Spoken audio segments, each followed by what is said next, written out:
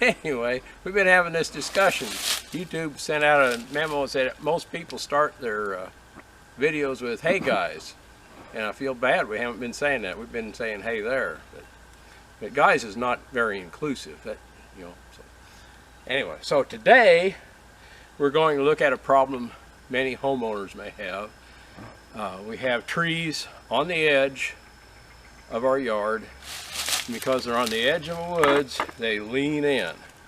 And this time of year is a great time to work, but if you cut this tree and let it go where gravity wants to take it, you're going to be cleaning it up in the yard. It's a problem. If you cut it, you got to clean it then, because you don't want trash laying in the yard where you're going to hit it with a lawnmower. And these are small enough that wedging is a problem. It's hard to set it up with a wedge. You do your cuts, you can't get your wedge in, you can't drive it because they're so small. So we're cheating. We're using the tractor. We've got the loader on the tractor here, and when you're doing this, the tractor is fine for doing small trees. Put your loader up there and just push the tree a little bit. You can just, take the weight. Then we're going to make our face cut like normal.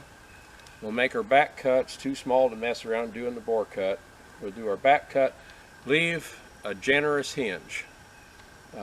This is like a 4-inch tree, so it could use like a 1/2-inch hinge. I'm gonna leave 3/4 of an inch hinge, because we don't want that hinge to fail. What we do, we get it all set up, then I get on the tractor, fire it up, and push it over. And you want a hinge that's good enough that the tree won't break down there and topple over backwards on you.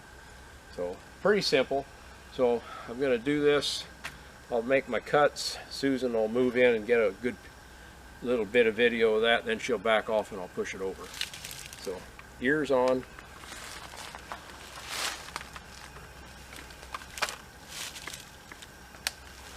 And our saw today is our 272. It's a 272 XP we bought in 1995. Still runs pretty good.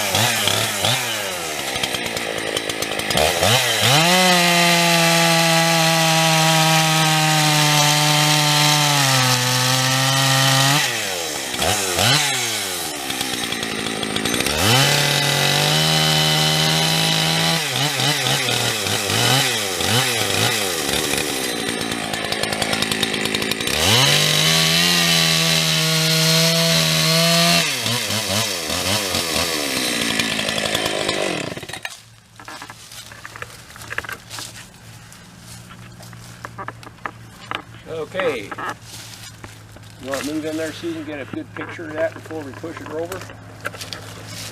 You see it pretty well. You zoom.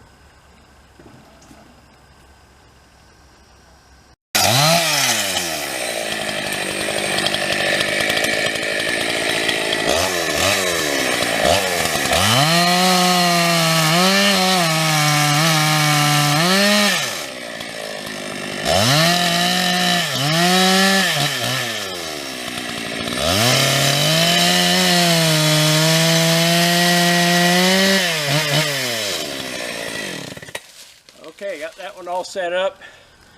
And this one should carry over 2 other junkers that we've sliced.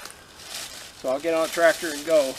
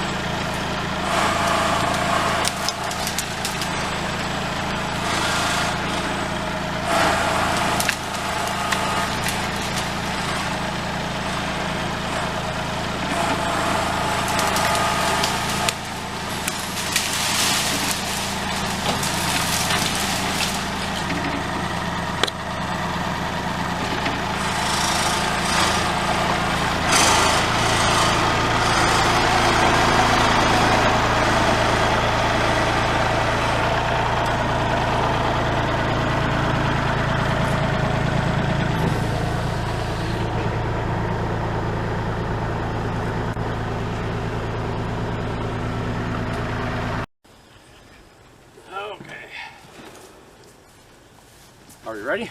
Okay, we're going to do one more. We've got a cherry there with quite a bit of side lean. So I've got a good push on it. I'm going to leave the hinge a little thick, and we'll push it a little quicker than the others. So hopefully we can push it over before the hinge pops sideways.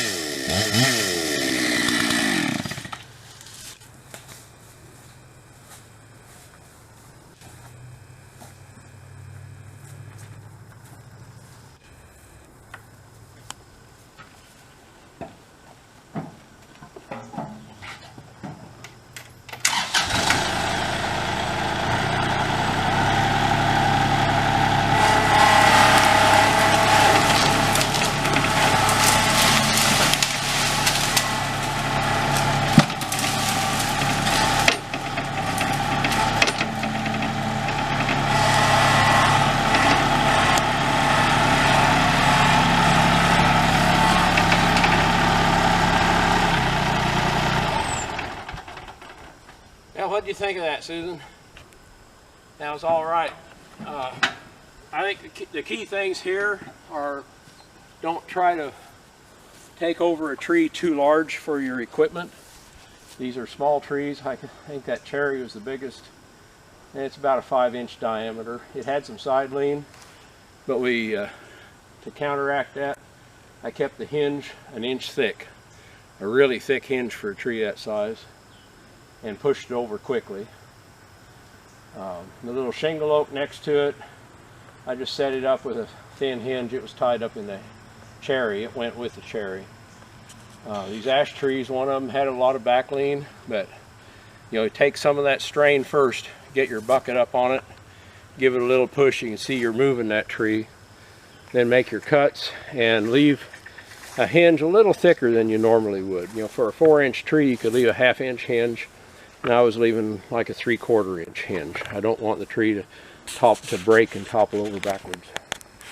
And in just a few minutes, we've laid down a bunch of edge trees that were a problem. So wear your safety gear, have a saw tuned up and sharp, and take your photographer along and put up your projects on YouTube to share with us. Thank you very much for visiting. Catch you all later.